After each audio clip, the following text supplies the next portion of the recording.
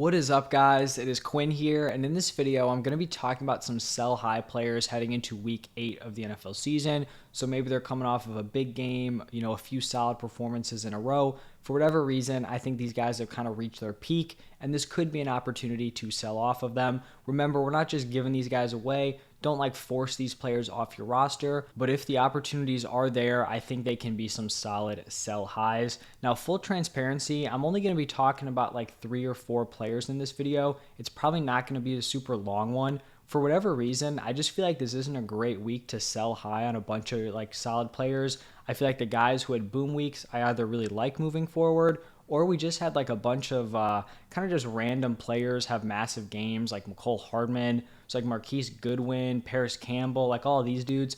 We're not selling them. So we didn't really have any fringe starts who had these huge weeks that I think are, solid trade assets. And I'm not going to come on here and, talk about players that sell high unless I truly believe in it. So if it's a shorter video, it's a shorter video. But let's get into the first sell high player, and it is going to be Ezekiel Elliot. And I believe I talked about Zeke as a solid buy low player a few weeks ago. And, I feel like that was the right call after seeing his first game with Dak back. But I think if you want the opportunity, this is a decent chance to kind of cash out on Zeke if you don't want to be invested in him long term. And this kind of performance he had on Sunday is the type of game that is opened up with Dak Prescott returning. He had 17.7 PPR points, 2 rushing touchdowns. Obviously, that was the bulk of his production here in week 7. I think Zeke will be a top 20 running back rest of season. So when I'm listing him as a sell high, this isn't a panic sell. I don't think he's going to be terrible rest of season. But I just know that in basically every single fantasy football league, there is going to be someone who absolutely loves Zeke. You know that guy. There's a guy like that in every single league. Maybe you're that guy and you have Zeke and you don't want to trade him. That is totally cool. But I just know there's going to be a dude who absolutely falls in love with Zeke. He's going to see this big game with Dak back, and he's going to think, 2018, 2019 Ezekiel Elliott is here to stay. I don't think that's what we're going to be getting out of him rest of season. I do think he'll be a top 20 running back, but at this point, Zeke is a grinder running back. He's going to give you some decent volume on the ground. He's going to give you touchdown upside when Dak is in the lineup, elevating the ceiling of this offense. But he has had 0 receiving upside so far this season. He only has 6 receptions in 7 games, so he is averaging less than 1 catch a game. That is just brutal, and it doesn't really seem like anything's going to change. He had a 36% route participation in week 7, so he's someone where if I can sell him for high-end running back 2 prices, I'd be interested. I kind of just jotted down a few players here. I don't think this is going to fly in competitive leagues, but DeAndre Swift has been a big pain for people. I'd throw out Swift for Zeke. I'd throw something on top of Zeke to get DeAndre Swift. I had Kenneth Walker down here, and that was before he just went nuclear. Also ETN, I think, coming off of a big game, but someone who's had similar production so far this season to Zeke. Don't think you're getting Dameon Pierce, but these are the kind of guys where I'd just be throwing out offers for, and I'd be putting Zeke plus, a fringe starting wide receiver to get into that tier. Like I said at the top, I think he's going to be solid. I think he's going to be startable. But if you can find that guy who really does like Zeke, I think you can get yourself a solid running back upgrade. Now we're going to move over to the wide receiver position, and we're actually just going to finish up this video with Panthers players. So we're going to start it off here with DJ Moore, and this was his clear best game of the season. 10 targets, 7 receptions, 69 receiving yards, and a receiving touchdown, 19.6 PPR points. I feel like if you are trying to sell high on DJ Moore, you have got to push the narrative that now that McCaffrey's gone, the Panthers are just going to be feeding DJ Moore. Early on in the season, they fed McCaffrey. DJ Moore kind of got pushed to the side. Now that McCaffrey's out, they're going to involve DJ Moore every single game. Also, there are reports coming out that it seems very unlikely that DJ Moore gets traded.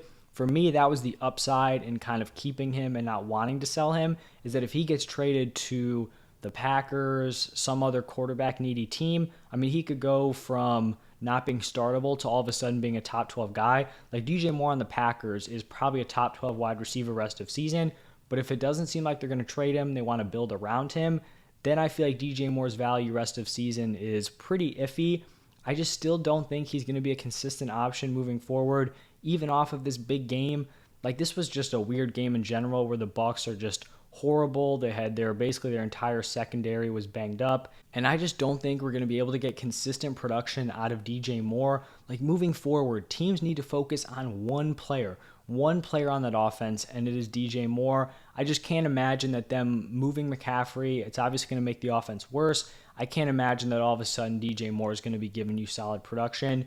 So if you want to hold on to him, trust the talent, or maybe no one wants him, I think that's fair. But I think this could open up a sell high opportunity. Or, if you want to hold out to see the small chance that he gets traded, I think those are all fair outcomes, but this could be the out you are looking for. And then, like I said, sticking with the Panthers, I've just got both of these Panthers running backs here. So Deonta Foreman and Chuba Hubbard. We saw Foreman get 15 carries, 118 rushing yards, 2 receptions, and 27 receiving yards.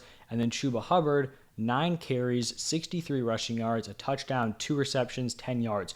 Both of these running backs were fantasy relevant in this game. I feel like this was kind of a fluke. Coming into this game, it seemed like both of them were just going to be useless if it was a committee because you're going up against a tough Bucks run defense.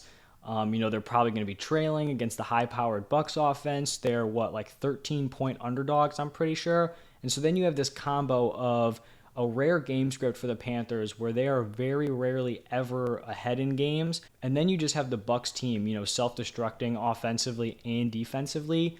I still think moving forward, if they're going to be splitting touches, I think both will still be pretty unplayable. Like, I don't want to say they're clear sits, but in a normal game script for the Panthers, if you have Foreman and Hubbard splitting, 10 carries each, 2 targets each, I'm not seeing that leading to strong fantasy production.